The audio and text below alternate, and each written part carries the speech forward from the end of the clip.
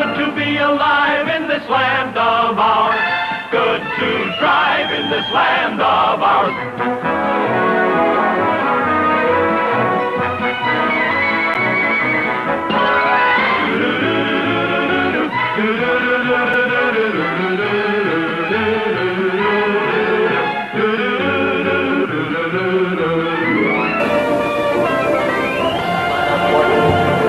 Hello, Canada hockey fans in the United States.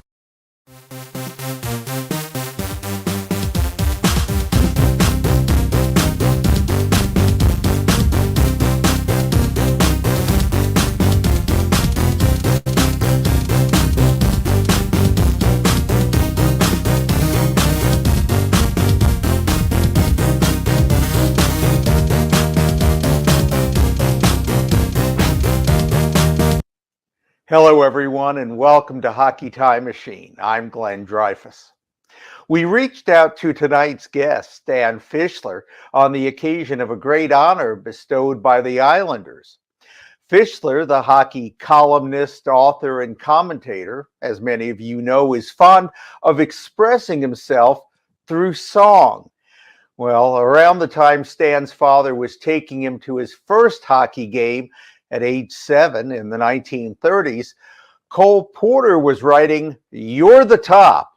So in honor of Stan, may we say, he's the top. He's the Coliseum. He's the top. He's the Louvre Museum. He's the Tower of Pisa. He's the smile on the Mona Lisa. Here in an interview recorded recently is Stan Fischler. Stan, congratulations on an honor that you called more important than your bar mitzvah, the naming of the Stan Fischler press level at the Islanders' UBS Arena. This was a surprise to you, right? I was stunned to the core, Glenn, and I'll tell you how and why. About a month ago, we were finishing, I and two other guys were finishing a huge voluminous book about the 50th anniversary of the Islanders. We've been working on it 5 years.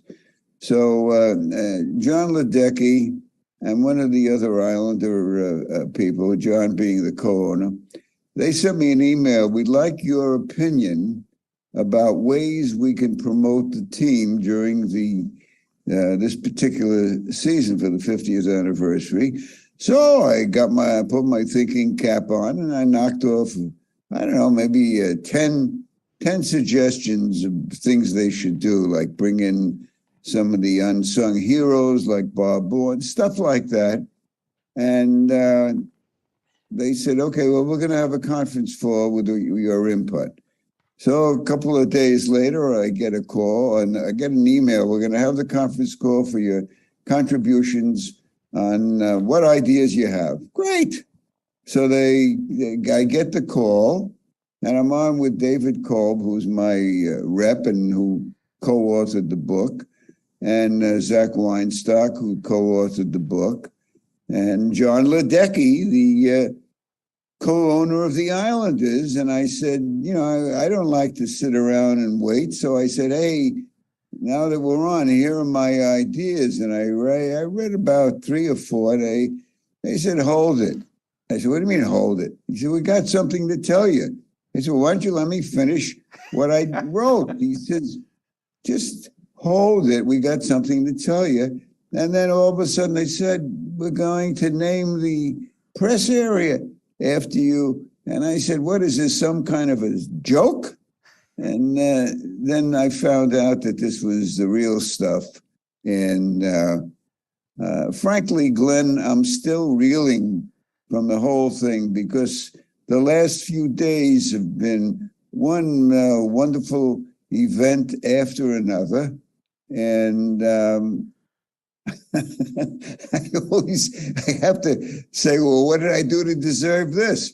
I went to my first game in 1939 at age 7. That doesn't qualify me to have my name on it. And then I started writing reports of the games inside the programs. This is before the Rangers. I was doing the Rovers.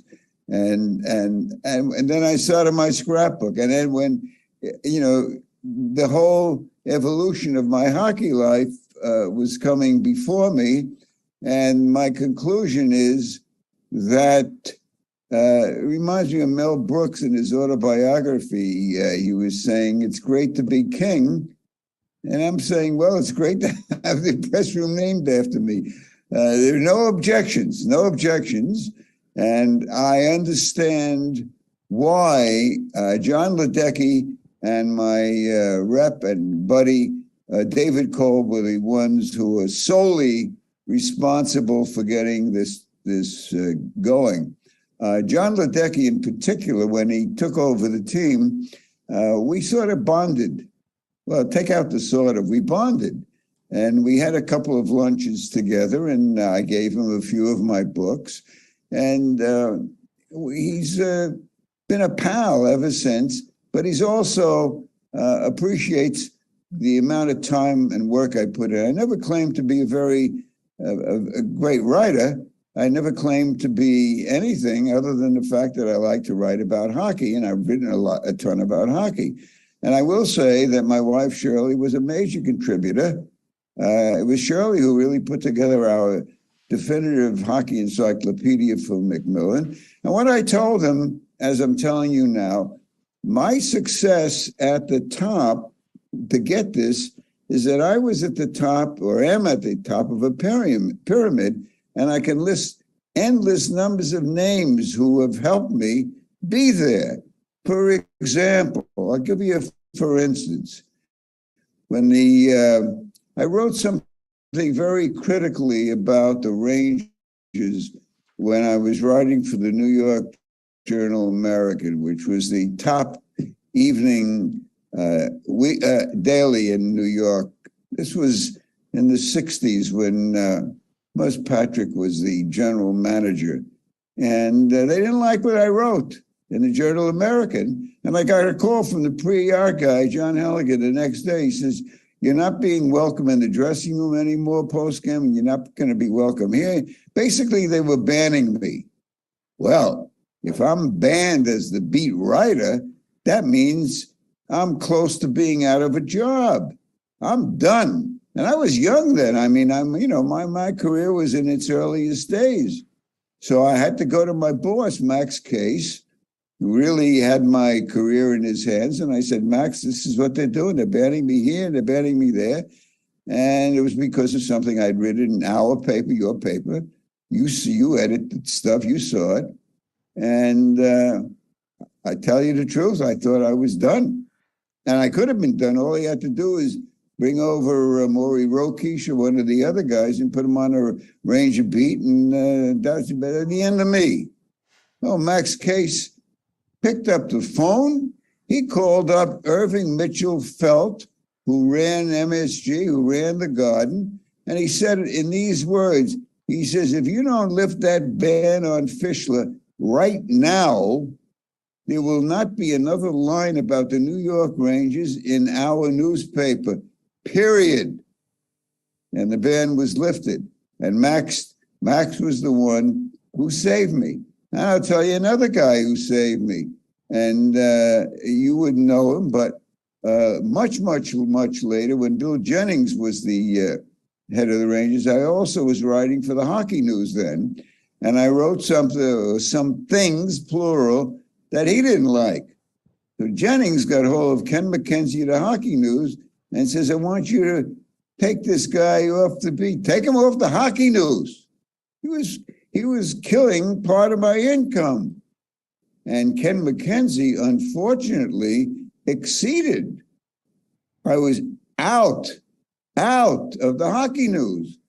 And, I was in the middle of loving writing hockey. This guy took it away from me. Jennings and McKenzie. So I was, adrift on a raft in the ocean. And all of a sudden, I decided to call the editor of the Sporting News. Now, at that time, the Sporting News was the #1 weekly of all sports, mostly baseball, but they had branched into hockey because St. Louis is where the Sporting News is published, and St. Louis just got a hockey team, the Blues. So Lowell Reidenbauer said to me, starting next week, you're writing our weekly hockey column. What a bonanza that was for me. So there's another guy who saved my tuchus when I was in tough shape. And I go along with many, many, many people, as I explained, and how Denny Potvin said at the event, that I really developed a lot of interns into stars. For example, Jessica Berman was working for me back, I'd say Jessica was there in the early 90s. And Jessica went to Michigan, then she went to law school, then she got a gig with the NHL, and she was one of the top 3 in the echelon and the lawyers working for the NHL. She is now the commissioner of the Women's Pro Soccer League. Now, there were others there. Frank Brown was an intern for me, became the hockey guru for the New York Daily News, and for 20 years was Gary Bettman's right-hand man at the NHL. And there were others there. The last group of interns I had featured a woman named Molly Walker, who, frankly, I didn't think she was going to amount to much, but she was an intern. And what do you know? Molly Walker is now covering the Rangers for the New York Post. So this was the most important contribution that I thought was deserving of the creation of a legion of successful writers, executives like Jessica. But that and the encyclopedia that my wife Shirley and I did, which he did the most of, but then we did a second A to Z encyclopedia.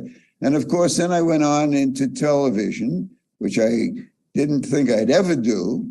And I started on hockey TV in 1973 with the Whalers and WHA, and I moved on to the NHL in 75. Was doing hockey until I retired, on hockey on TV, till I retired a few years ago. So all of these things, like I said, the pyramid, there were so many different people. Stan Saplin was my, basically, I would say my advisor. He was with the Journal American when I got hired. Of course, I mentioned Matt Case, Ken McKenzie, who launched the Hockey News and gave me a break there. Up and down the line, or name after name after name of guys I worked with in TV, the producers, and Matty Feynman, the guy who I'm with now. Matty and I worked together on a wonderful thing called Five for Fischler, weekly series, and we won an Emmy. So this is what I mean. I'm just there as one, but it's all these other people who were my foundations. Since you mentioned your wife, Shirley, you said about the press box naming, in my personal journalistic life, this is the crown jewel. But Stan, I don't think that is your greatest personal accomplishment, because I heard you say about writing hockey books with Shirley, quote, "We collaborated without killing each other." Now, that is something to be proud of. For all us married guys, how did you do that? Well, it was very difficult because early on in our marriage, when she knew how deep I was in hockey, she was receptive to my idea for her to do stories, and she became a very good writer, and then she became a better writer than me. But it wasn't easy. And when she started in, I, who've always been a very tough editor and a very tough grader when I was teaching college in Fordham and also teaching at Columbia, I was a very tough editor and still am a tough editor. And I asked her to write a couple of profiles for a book we were doing called Hockey Stars of, I think it was 70, 71, something like that. And she wrote the piece, and I edited it, and I edited it very hard. And she was stunned. She was stunned to the core when she saw how much I edited it, and she was significantly unhappy. That is the understatement of the half century, because it took her a while to simmer down over that, but it was a good lesson for her, whether or not she liked it, in terms of writing better. And that was my whole point. How can I edit something that doesn't read well and get away with it? I got to, that was my job, to make it better. So, but she got over that. There were problems, because there were things that I thought we should do. One was we were supposed to ghost Harry Ornest's autobiography. Harry was a very controversial owner of the St. Louis Blues, who was a friend of mine, and we had a contract. We had a very good contract with Macmillan, because we had done the encyclopedia for Macmillan, and we spent time traveling to LA to interview Harry, and we actually began we were writing the book, and I don't know exactly what caused the turnabout. I think it was because Harry's wife objected to the way he was being depicted at times, which was a very hard-nosed, tough club owner, and a guy who did things his way and frugally, because that's how he's able to make the Blues a competitive team on a low budget.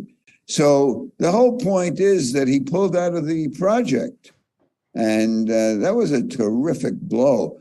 And of course, Shirley had done a lot of the traveling out there, and she wasn't crazy about doing the book in the first place. So, there were disagreements. There's no question about it, but we got a heck of a lot done, and I'm very proud of that. I think if I were to really get an award, I really believe that the award I deserve is that I am consistently the best joke teller of any hockey journalist. and it goes back to the lockout of 1994, when I was doing Devils games, and of course the NHL stopped, and we began doing, we needed content, so we began doing games of the farm team in Albany. And before the first game, I asked my producer, Roland Dratch, if I can tell a joke to the crew. He says, go ahead. I told the joke. It was a wonderful joke, and he loved it. We had another game 2 weeks later. He says, I said, Rolly, I got another joke. You want me to tell it? You mind if I tell you? No, tell the joke. I told the joke. They loved it. And after that, he comes over to me. He says, I want you to tell a joke before every production meeting. So I came through, and I got a plaque from the tech guys when I retired for, in effect, they were thanking me for all the jokes. So my joke telling is big part of my hockey life, because we had so many games and I had so many audiences, and we had a hell of a lot of fun. Well, legendary Islanders broadcaster Jiggs McDonald had this recollection of working with you. Over my 15 full seasons, Jiggs said, and another 10 of filling in, our production meetings always started with a Stan Fischler joke. Now, that was a lot of pressure, wasn't it, on you? Not really, because telling the jokes enthused me so much that it became motivating. I want to look, to me, nothing beats making people laugh. People say, why don't you write a joke book? I don't want to write a joke book. I want to be there. When I got the audience laughing, I'm here with my buddy Matty and his wife, and I was telling them jokes before, getting a kick out of the laughter.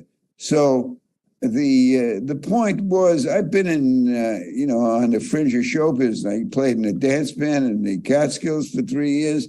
I've been around humor all my life. My father was a funny guy. I had funny uncles. My Uncle Ben was a funny guy.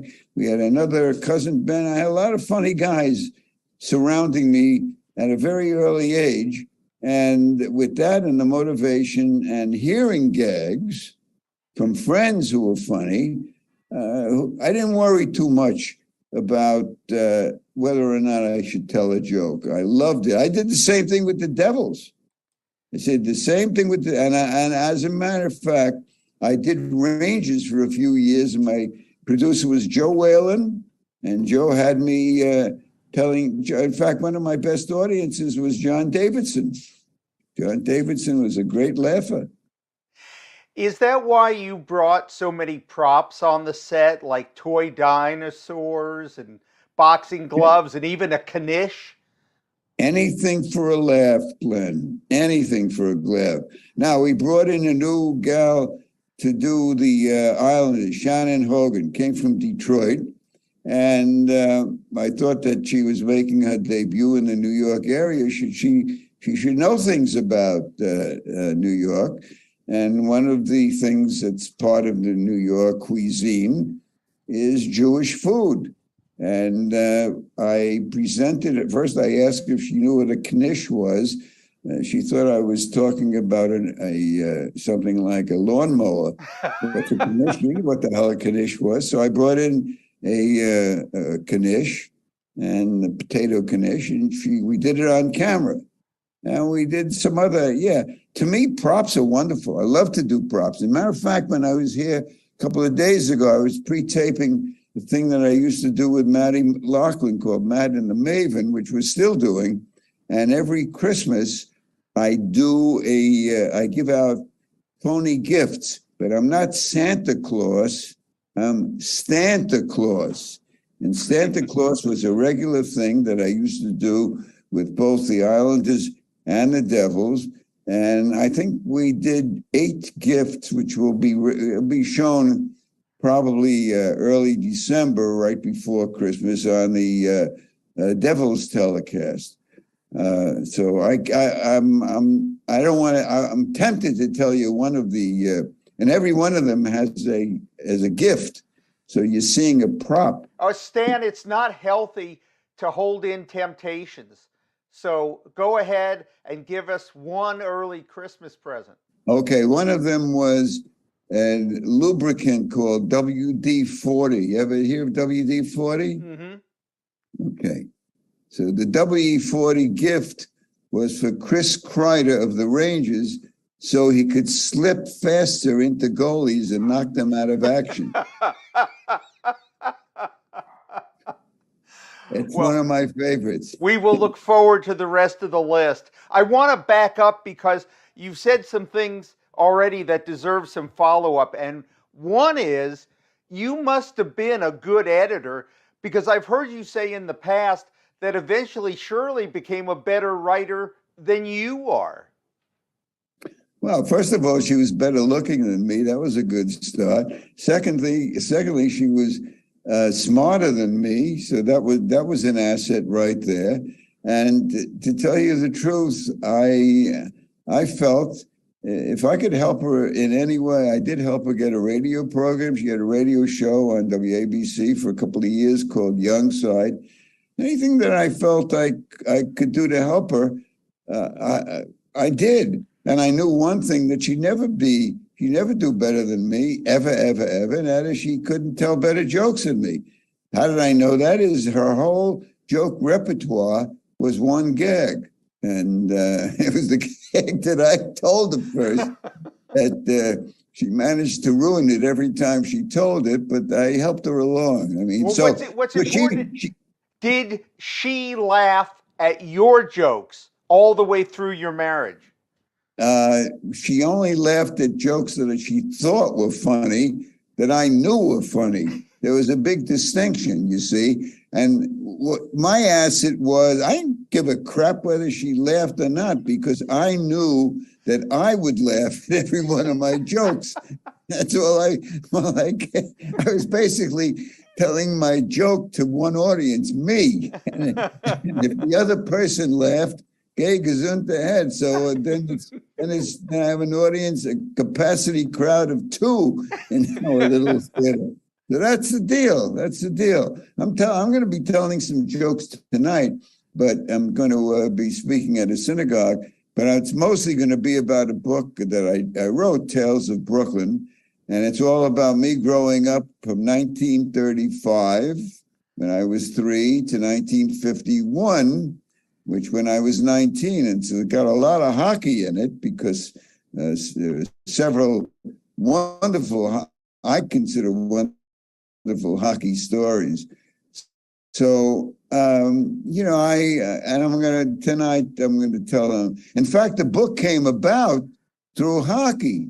That's the funny thing about it. I used to work with Chico Resch on the Devils games.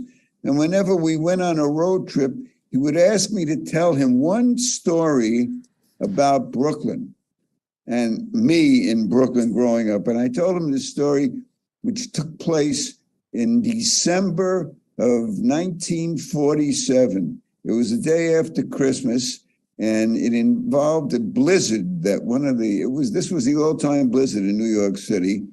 And my Aunt Hattie was an ice cream nut, came down from Albany. We were all ice cream nuts in the family, but Aunt Hattie was the queen of ice cream. And in the second day of the blizzard, everything was closed and we had run out of ice cream. And she gave me an SOS, here's $5, go and get a quart or else. And since ice cream was so important to her and to me, this was a great challenge. I loved going out in snow and I loved the challenge. So I walked out of 582 Marcy and I started looking for a candy store. And Glenn, everything was closed. It was a blizzard. The Marcy Avenue was like Montana. It was maroon cars. And I'm walking and I'm walking. And now I'm realizing I'm going to let her down. I'm not going to bring home the ice cream. Well, this was going to be tragic. And after about 45 minutes, I found the candy store, the only one that was open. I got a quart and I started home. And the trip home was tough. Very, very tough because there was no fun. It's still snowing. My ice cream paper bag, the brown paper bag, because they were all. I almost collapsed before I got back to the house. When I got to the house, triumphant, I took off my galoshes. I went into the kitchen, put the wet bag, put the ice cream on the kitchen table, take off my Mackinac galoshes, and all of a sudden I hear some kind of strange noise in the kitchen. Couldn't figure out what it was. Go into the kitchen, there's my Aunt Hattie. She looks at me, and with contempt and disdain blended together, she says, "You mean that you got Reeds?" Well, there were 4 great ice creams in Brooklyn at that time: Breyers, Hortons, Seal Test, and I forget what the other one. And Reed's was the worst. And Reed's was like Thunderbird wine. It was, That's why you had it in a brown paper bag. No. It was in the box was there. And she took the Reed's and she threw it in the garbage. Oh, no. And I was crushed. Of course, now, half a century later, I look back and I commend her because she was a connoisseur. There were 2 kinds of connoisseurs. There were the real ones and the ones that my father thought were phonies. And one of them was my Aunt Seal. And he would say, your Aunt Seal is a connoisseur, mostly sewer. And so Hattie was the real connoisseur, you see, and she wouldn't have any part of it. So that was a story that I used to tell Glenn Resch, and he loved it. Every time he'd say, "Tell that story, tell it." So now, 3 years later, 3 years passed, I get an email from him. Please write for my wife Diane. Write down the ice cream story about Aunt Hattie, which I did. Sent it to her. He writes back, "Diane loved that story. Write another one about when you were a kid in Brooklyn." So I said, "Sure." So I thought of an episode about Lionel Electric Trains. Sent it to her. Loved it. She says, "Write another one." Well, by the third one, I said, "The heck with this. What am I sending it to her for? I got relatives and friends who might want to read this." So I started sending it out to a dozen people, including my literary agent, Doug Whiteman. And he said to me, you write 20 of these and I'll get you a book. We'll make a book out of it. Well, it wound up with me doing 35 stories, and that's the book. Tales of Brooklyn is the 30. It's available on Amazon. And I have to be very frank. I read Mel Brooks' autobiography. He grew up in the same neighborhood as I did, only 6 years. He was 6 years older. And he's got some wonderful stories about old Brooklyn. But I have to tell you, I think I wrote a better book than Brooks. Well, and if Aunt Hattie had given you a sweet kiss on the cupola and said, oh, isn't it wonderful that you braved the blizzard for me, you would have had one less book. Well, first of all, I would never have let her down in terms of, it was only a question of finding one candy store that would be open. And I know in retrospect, the candy store was open, was not in the best part of, one of the worst parts of Brooklyn. And of course, you run out of stock. What are you going to have left? The worst ice cream round, Reed's. But the point is, there was something about that episode, and there were so many others that came to mind that the more I wrote, the more I wanted to write. In fact, I stopped at 35. I even had, I started another one. I think I did two more after the book was published. One of them was the first time I learned how to ride a bicycle, a two-wheeler bicycle, which was a very, very huge leap forward for me. And I think I did maybe one other one, but, hockey season came and got busy writing and all that. But I'm very proud of Tales of Brooklyn. Very, very proud. There's plenty of hockey, good stuff about even roller hockey, how me, a Jew from Brooklyn, teamed up with an Irish guy from Woodside, Queens. We played together on the Woodside Whippets. We were both Leaf fans. We were Leaf fans right through 1951 when they won the Cup with Bill Barilko's winning goal. So this is all in Tales of Brooklyn. This was a hockey version of Bridget Loves Bernie. Well, all things together, hockey is what's kept me young in mind. And the reason why it's kept me young, I'm writing 3 pieces a week for the Hockey News, one for NHL.com, one for the Islanders, and one for the Devils. And it's a challenge each time I sit down. A challenge to come up with a good lead. That's I used to tell my students that I taught journalism at Columbia and Fordham, got to get a good lead, get the people into the story, and you got to close it with a good punchline. That's always been my challenge. And in order to come up with a good lead, you got to think, or it's got to be there. And I said this yesterday to the crowd. I said that I am still refining my style. Yeah, I want to ask you about that. You said recently that you were still learning to write. And if you're still learning to write, what hope do the rest of us have? I am not worried about the rest of you. I am worried about my style. And what I find is the more I read of people that I like, now that's the distinction. A guy named Ron Ross graduated Brooklyn College with me in 1954. I did not know him then. He wrote the greatest book I ever saw about Brooklyn, the greatest book about boxing, the greatest book about Brooklyn Jews, all these things into one book called Bummy Davis versus Murder Inc. And this guy is taking, Murder Inc. was the Jewish mafia during the 20s and 30s. Bloody stuff. And Ron Ross was able to write this book and make it even funny.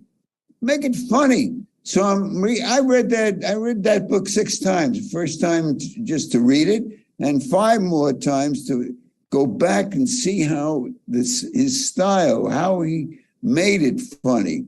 Same thing happened with the book I'm reading right now. It's not a new book. It's all about baseball back in the 70s. It's called The Lords of Baseball.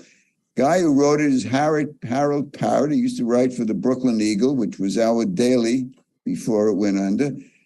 And this guy is so funny in his own way, talking about these big shots, the owners of Charlie Finley's in baseball. And just like Ron Ross's book, Bummy Davis and Murder Inc. I'm reading it now again to see how funny he is in certain places. Even the dedication of the book, he dedicated it to his wife, Josephine. The dedication is hilarious. You know, most dedications to my loving wife and to the kids and blah, blah, blah, blah, blah. This is a hilarious dedication that extends almost the whole page because it's so funny. So these are the kinds of things. Well, when starting my hockey scrapbook in 42, and when I started subscribing to the Toronto Globe and Mail and the other Canadian papers, I'm reading guys like Jim Coleman in the Globe and Mail. He was the first guy that I really hooked onto for style and humor. And I have a lot of Jim Coleman's columns in my scrapbooks. I think I was reading Jim for 5 years before he left the Globe. Bob Hesketh of the Toronto Telegram, another one. Rex McLeod, right up at the top now. Rex was being funny, stylistically funny, covering a team, writing a news story, and not like in a book. And I'm telling you, McLeod was just phenomenal. And the late, great Dick Beddoes, who collaborated with me and Ira Gittler on the book. I would say that Dick Beddoes was so stylistic, so interested in getting these lines across that it's almost a little bit on the other side of the foul line, just a little bit. But there's a stylist as well. So my whole point is that if I keep reading, I'm reading something like Harold Parrott now, don't matter whether he wrote it in 77 or whatever, it's going into the head in some way. Now, it may not stay, it may stay.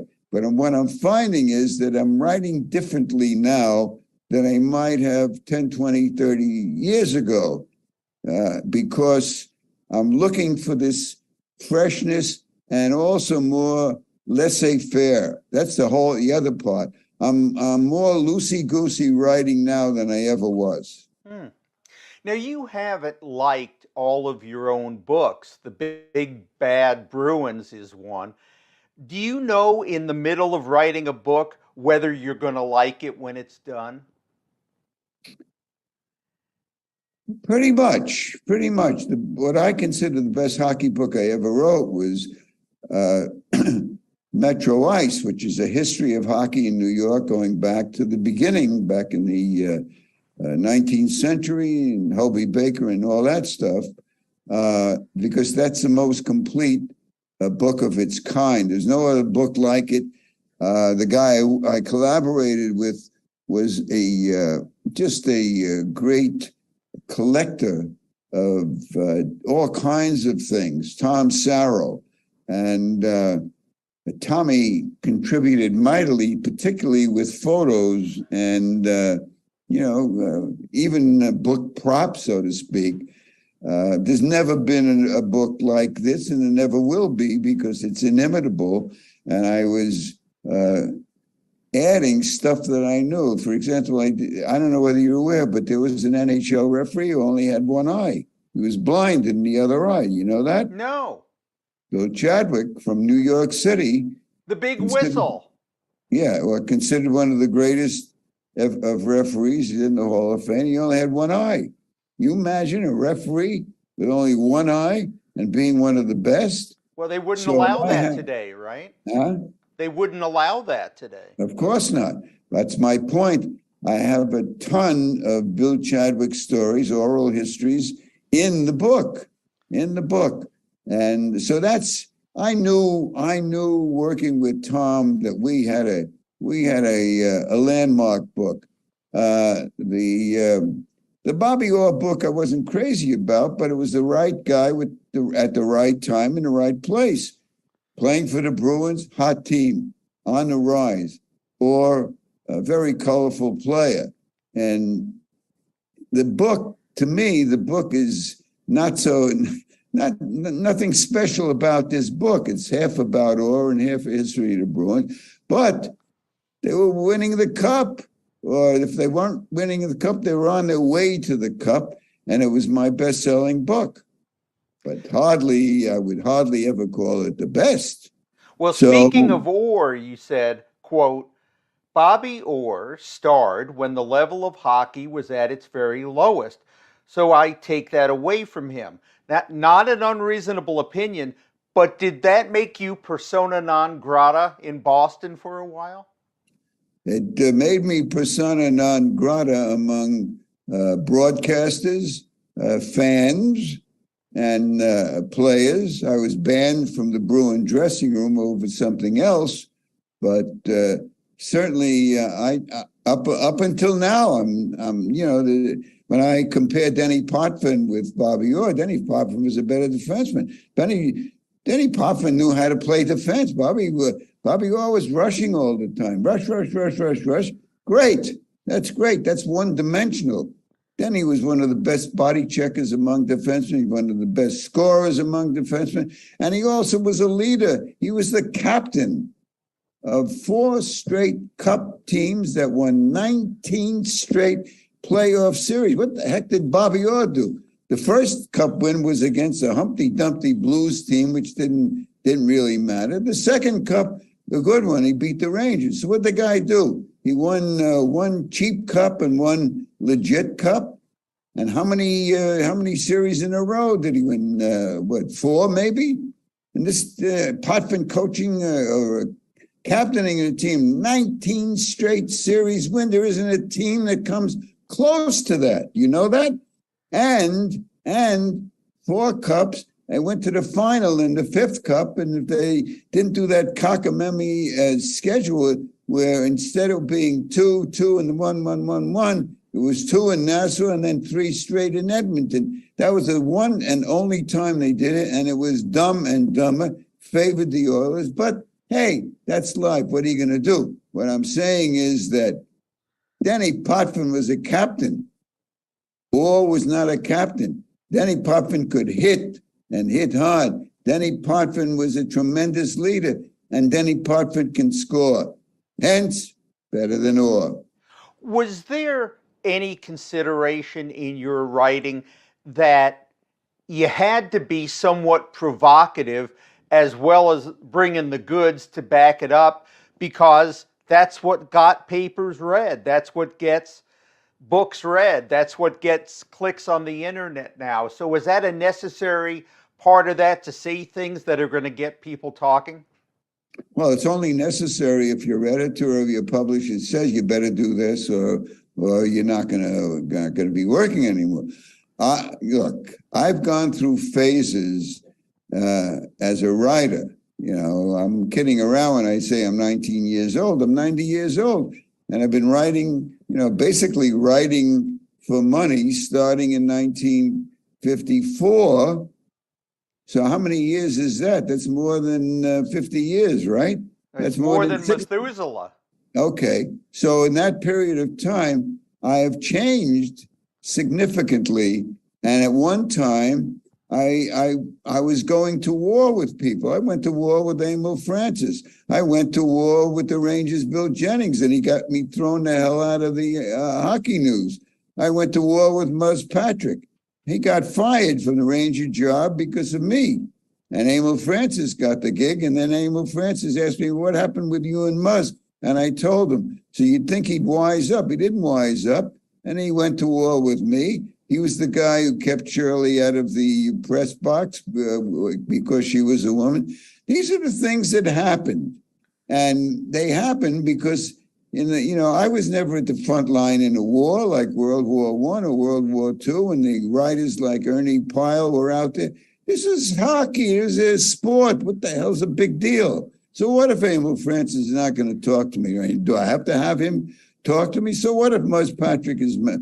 Muzz Patrick got mad at me because Jacques Plante, one of the greatest goalies of all time, comes to New York playing for the Rangers, and he was disgusted with the way the dressing room was, and he made a comment about it. I wrote about it, and Muzz got mad, and he called a press conference.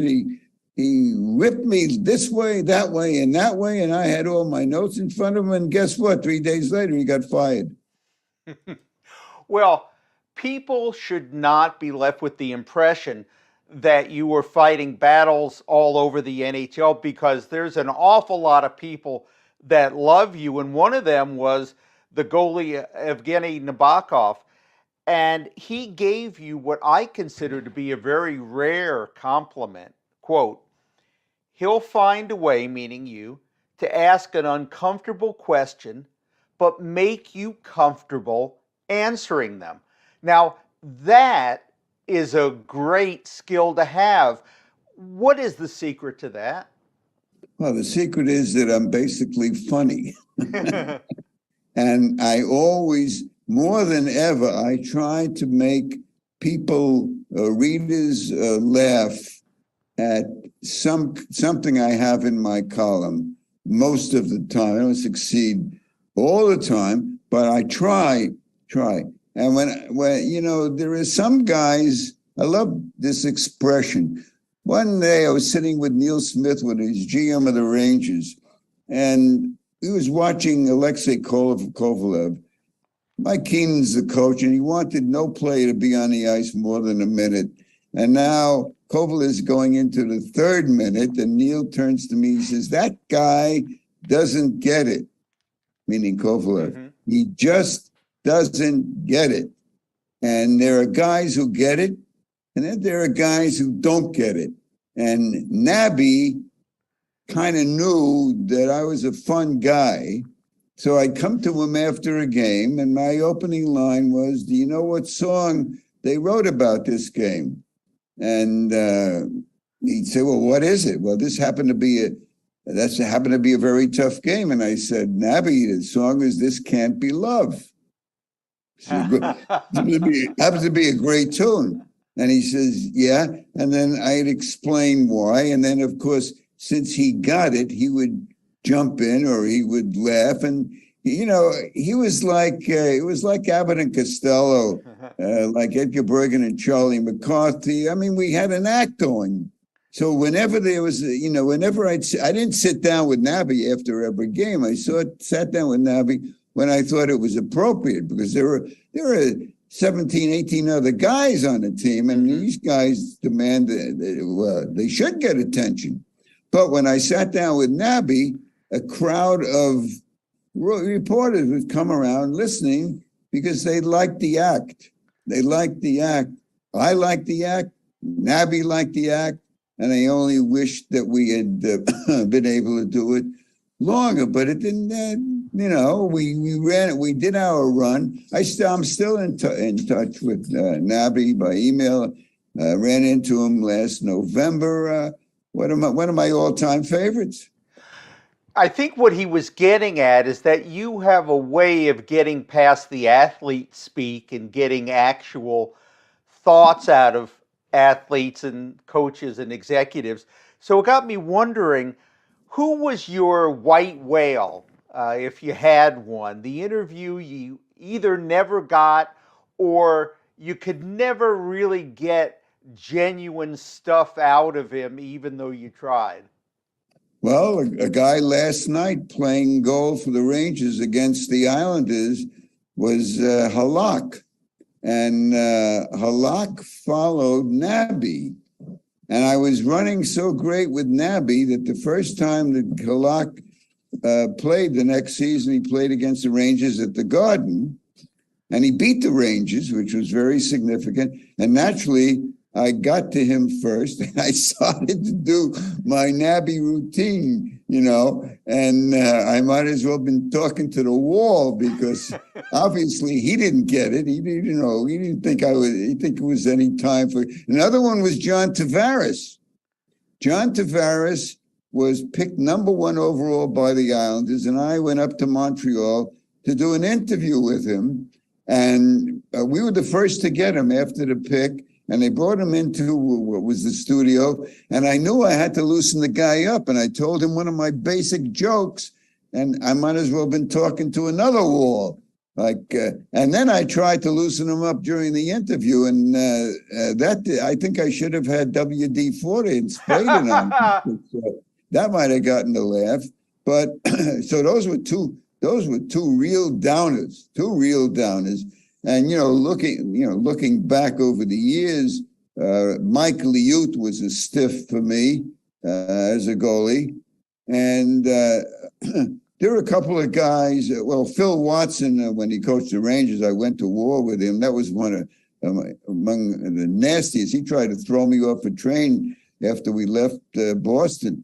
But Watson was nasty, very, very nasty.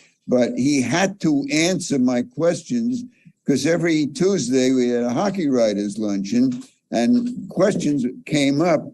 And he was a French Canadian who had trouble with English a lot of times. But there were guys who were great after win or loss. Barry Trotz. There were guys who were terrible after a win or loss. Jack Evans, when he was coaching in the NHL, there were guys who hate the media. They don't want to talk to the media. Even now, there are guys who, now it's easier to blow off the media than it was then because there were so few newspapers. I thought that someone who might be on that list, not because he wouldn't talk, but because you couldn't get him to say anything, was Lou Lamoriello. Sphinx-like. Well, you're wrong. You're wrong. I don't care about other people. I've had many, many interviews with Lou in Jersey because I was covering the Devils right from the beginning. In fact, when I saw him at my celebration, I said, well, even you have said, I don't know what Lou's thinking. That's a different thing.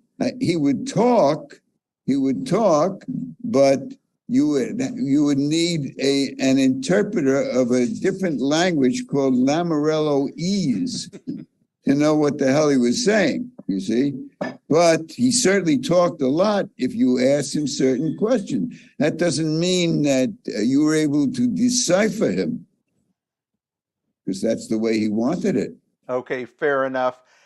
You like a lot of hockey players, and you find a lot to like in a lot of hockey players and a lot of people.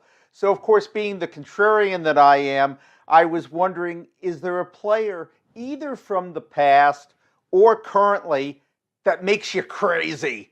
I mean, you just want to shake them by the shoulders and go, get a clue. Well, one of them has been the great one, Wayne Gretzky. Now, part of that was because of the intense animosity between the Islanders and the Devils. The Islanders and the Oilers. And, you had the subplot between Trottier and Gretzky. And Gretzky was not fond of me right through until the time that he came to his last team, which was the Rangers. And he would not come on with me for the first 2 or 3 requests that I had made of him. And then he finally conceded. And I directly asked him, I said, well, what's behind our feud? But, one thing about Wayne, he's a gentleman, he's a scholar, and we've seen that now in his post-career. But that time, there was a function, how can you go from the rivalry between the Islanders and the Oilers and going with the Islanders and now the Rangers? He was in 2 situations where the teams hated each other. And I wanted to ask MSG if they'd bring in a dentist to interview him because it was like pulling teeth, and I wasn't a dentist. Tell me about that Gretzky-Trottier subplot that you mentioned. Well, the Islanders, by 1980, Gretzky already was the great one, and he was doing these phenomenal things. And Trottier had been around a long time doing phenomenal things before him. The Isles whipped them in either the 80 or 81 a preliminary playoff. Gretzky got zip. And then we beat him again in the famed 83 one. I mean, we beat him in 4 games to nothing. What the hell did Gretzky do? Nothing. Now, in 84, I remember the first game. He did, it looked like he was going to be getting the big schneid again, and they came around and they won the series. Well, good for them. But the point is that the great one gave himself a title, which is a good one of the best titles. It's hung forever. And Trotz was not that kind of guy. Trotz never even had a nickname. So, and being that I felt that Trottier, like Potvin, you had to play 200 feet of ice. Al Arbour wouldn't have it any other way. Gretzky was another one-dimensional guy. I don't think he could spell defense, to tell you the truth. I don't know if he ever threw 2 body checks in his whole career. Trottier was demolishing people like a tank. So, but you see, this is all part of the beauty of the game, the contrast. We're only talking about a game. We're not talking about world politics, but we get intense about it, and we're not hurting anybody. You know what? I'm talking about these things, and I don't feel I got the jitters or the heebie-jeebies or anything else. I'm talking about the game I love, period. You don't like it? Too bad, but I'll make a joke later. Now, one more Trottier question. What was it about him that you admired so much? He was, in effect, the captain of the attack, and he epitomized what you would call, he taught by his own works. By their works shall ye know them. He was the guy you looked up to. You play like Trottier, you are an honest hockey player, and in that way, he led by example. Not a very verbal guy, but you saw it all out there on the ice. One of the meanest players in terms of being tough. Just if I had a choice between picking Trottier or Gretzky on my team, I'd always go with Trottier because he could do more. For readers of the Fischler Report on the hockeynews.com website, one of your crusades is against the butterfly style of goaltending. Before we discuss why, give us some history, if you would, the influence of Glenn Hall and Tony Esposito. Well, before Hall and Esposito came on the scene, the NHL was a 6-team league, the original 6, and going back before that, goaltending styles changed with the times. There was one time when goaltenders were not allowed to fall to the ice, if you could believe that. And Frank Patrick changed that rule.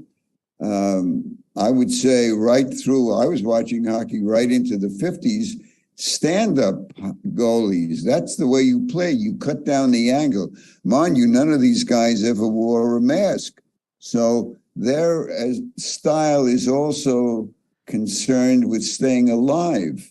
You can get killed. Careers end with pucks hitting goalies in the face and the eyes. Stand-up is the way I think the goaltending should be. Now, if you look at a guy like Glenn Hall, who played 502 straight games, NHL games without a mask, or some of these other guys, they never wanted to leave the crease because they knew the next guy might take their job, and they want to lose their jobs. So now you got guys getting hurt all the time, and they're always related to what the league likes to call lower body injuries, which is another way of saying many of them are groin injuries. And the groin injuries come because of this dopey butterfly style that somebody started to institute. The problem with the butterfly is twofold. One, it definitely leads to injuries, and there are so many.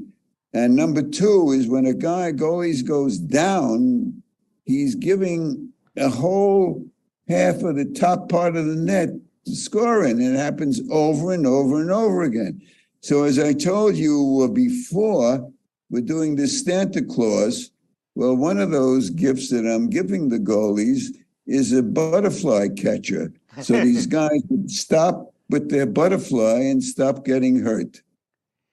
Do you think the butterfly is a superior way to stop the puck? Because I'm guessing that's why it's come into vogue. No, I think it begins with the word S, and that is S as in stupid.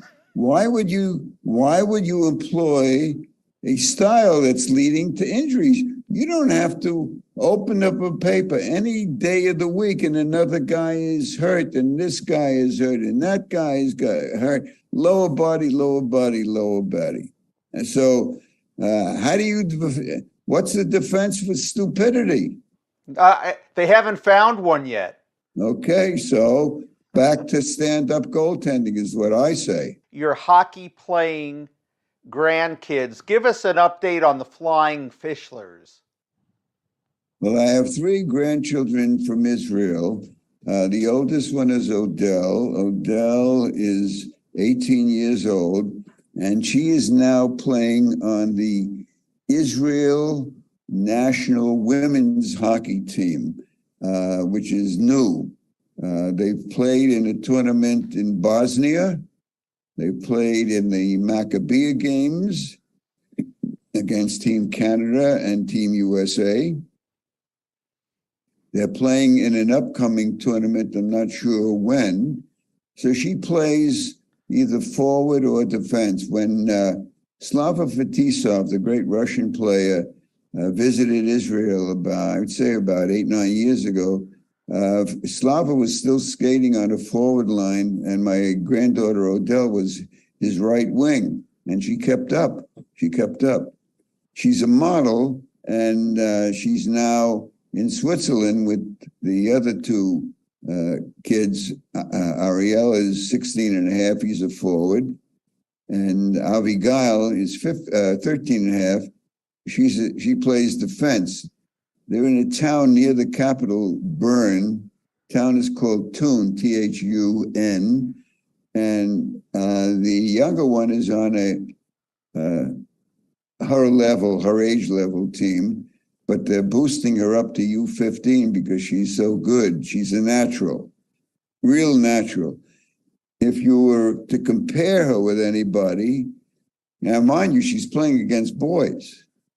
And she reminds me in some ways of Denny Potvin because she knocks a lot of the boys on their keister and they look up like, what the heck's going on? What are you doing to me? But she plays a very intense, natural game, tough in her own end and also good at launching plays and will make the odd rush. And she's slowly getting the idea that it's fun to score goals. She used to be more attentive, just take care of my own and let somebody else go. I mean, she's got good skater, so they're encouraging to do the rush. The boy, Ariel, is 16 and a half, and he's playing right now in a I think is a U18 or a U20 group, and he's not as natural, but he's as dedicated, and he's working on improving his back skating.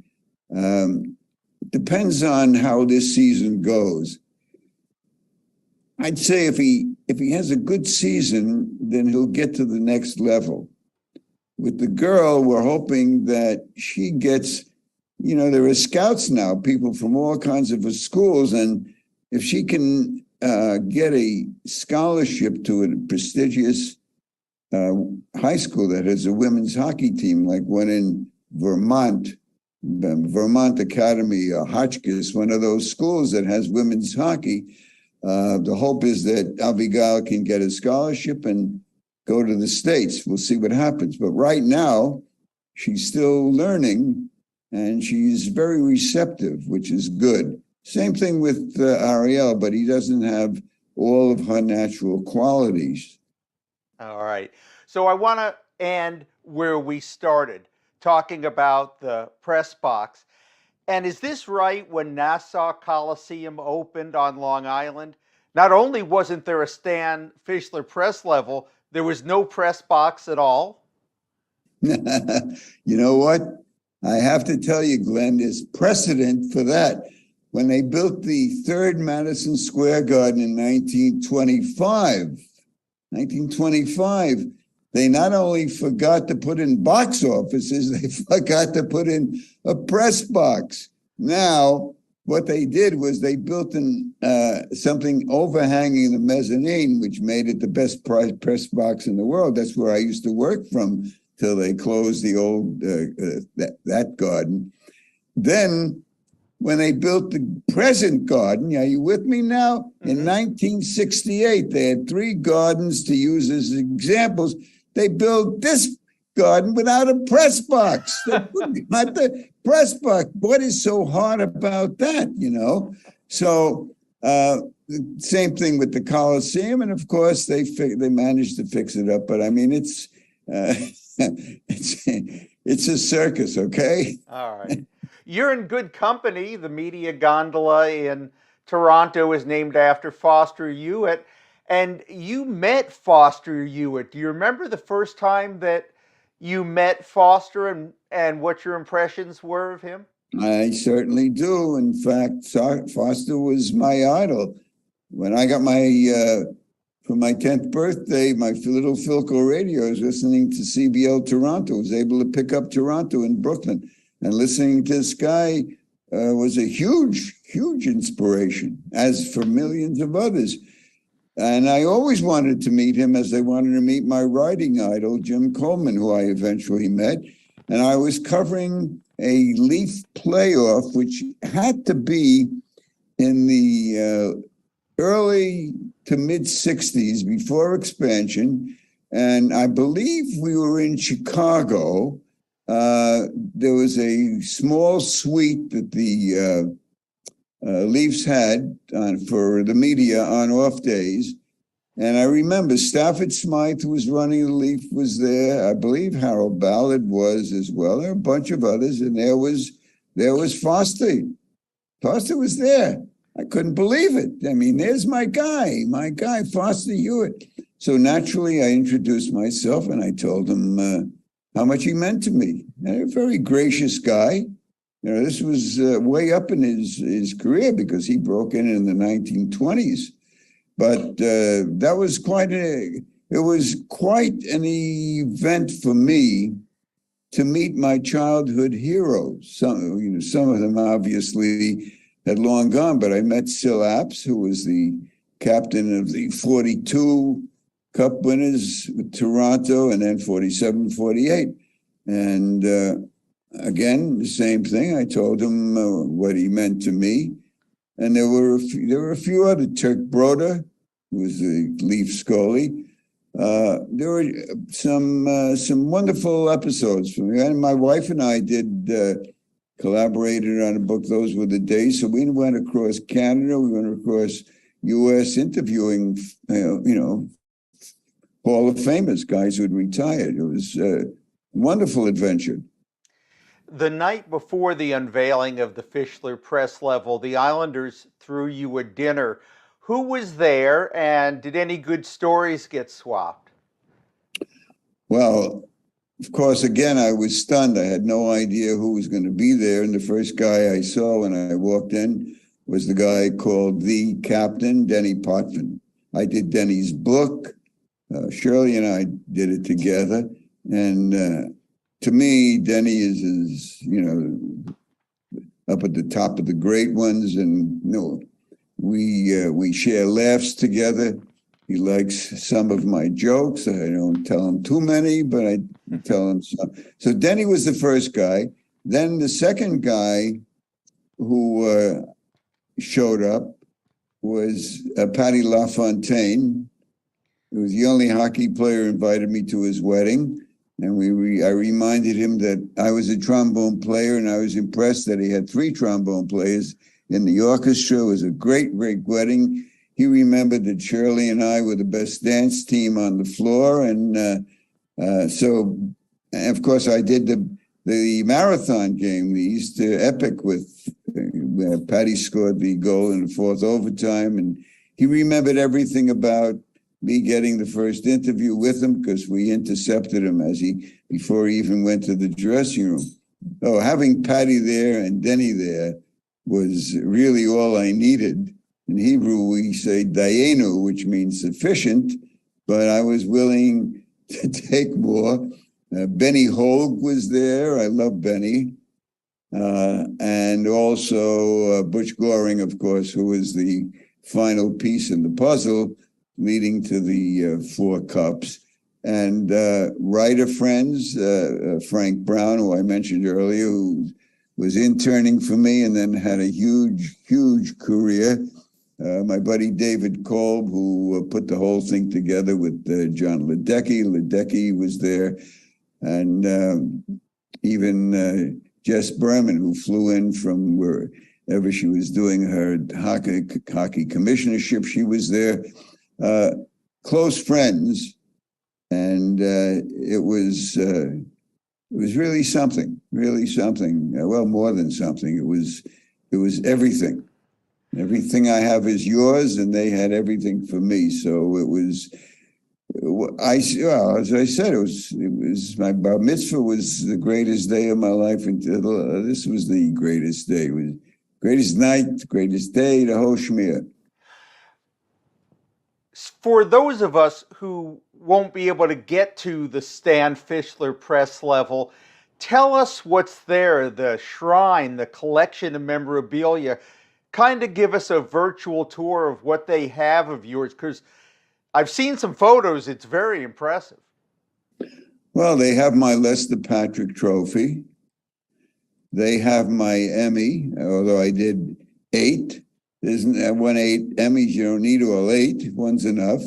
They have various, what we used to call in Hebrew tchotchkes, or in Yiddish tchotchkes, stuff that I had on my desk. I used to type on an Underwood typewriter, and that was like a drum for me. And I had a little drumming on the Underwood. Lots of really good pictures, and I would say they had about 20 to 30 of my books spread around, including Metro Ice, which was, as I said, one of my favorites.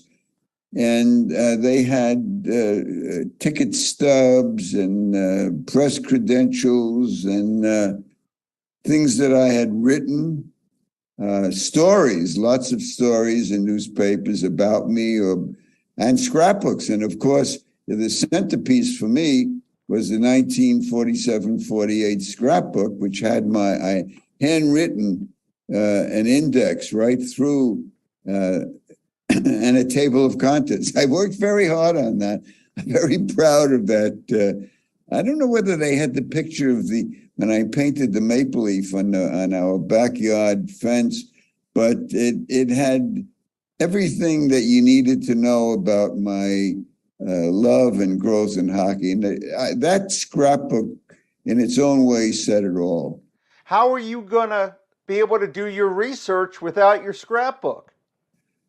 Well, I have, that was only one of many. And as I said, I had a scrapbook from 46, 47. So forget 47, 48, 48, 49, 49, 50, 50, 51, 51, 52. That's a heck of a lot. And I've been going through some of these that I still have, and I'm finding stories galore, just tremendous. I just came across one time the Red Wings, when they were in their prime in 51, with Sawchuck. They were playing the Rangers home and home, and on the way from Detroit to New York, there was a tremendous blizzard around Syracuse, and the train was delayed an hour. We were sitting up there at the Garden, and they didn't call the game off. They had some Met Leaguers playing an exhibition. Team came in an hour late. They got on the ice, and it was the most unforgettable games I've ever seen. The Rangers won it 1-0. Charlie Rayner was great in the Ranger goal, and even in defeat, Sawchuck was the star.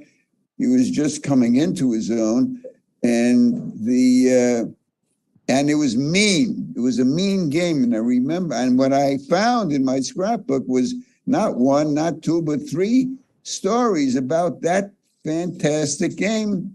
And I remember the lead in the Times was he said it was a throwback to old-time hockey, where the hitting was hitting and hitting and hitting. And so I'm finding stuff in these scrapbooks. I found a wonderful story about Alan Stanley, which was tragic and then turned out to be nice. I got a ton to work with. And how did they get hold of your memorabilia? They asked me. But you didn't know why they were asking. Well, my buddy David knew that I had a ton of stuff. Yeah. And he asked me to contribute one scrapbook.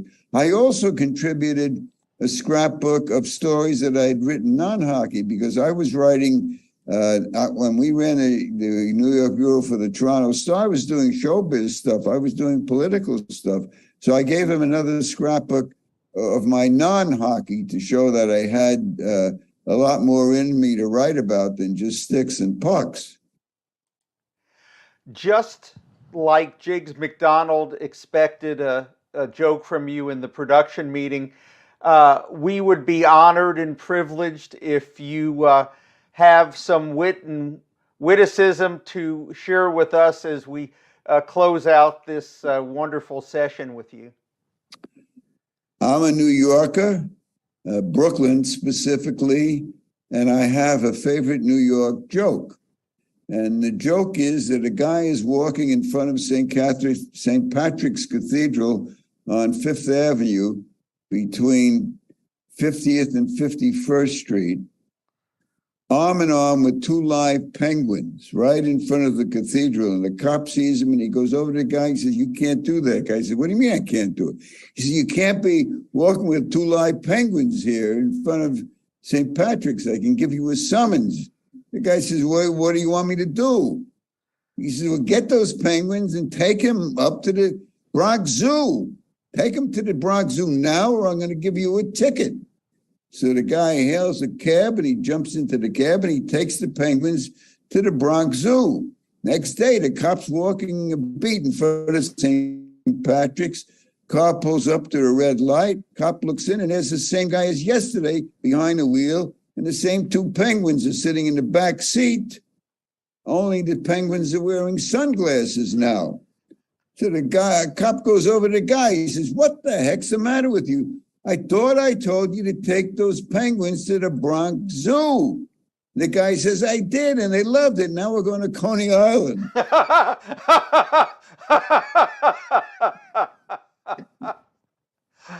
Oh, that's good. That's good. Thank you. That's my favorite New York joke. Well, we know who's black and white and red all over, Stan Fischler. And you can still read him in the Hockey News Online and NHL.com. And he's got a book coming out on the 50th anniversary of the Islanders. And so, Stan, I know how many directions you're being pulled in. So it was very thoughtful of you to give us more than an hour of your time, and I really, really do appreciate it. Well, it's always a pleasure. You know that. And as my father would say, my pleasure is pinochle. I got to go now. This is the way Bob Pedro Harris ended his Mambo show. Gotta go. It's the end of this particular show. I'll be back in a while with a song and a smile, but right now I gotta go. Adios, buddy. As always, thank you for watching Hockey Time Machine. Until next time, I'm Glenn Dreyfus. Thanks for watching. Good night.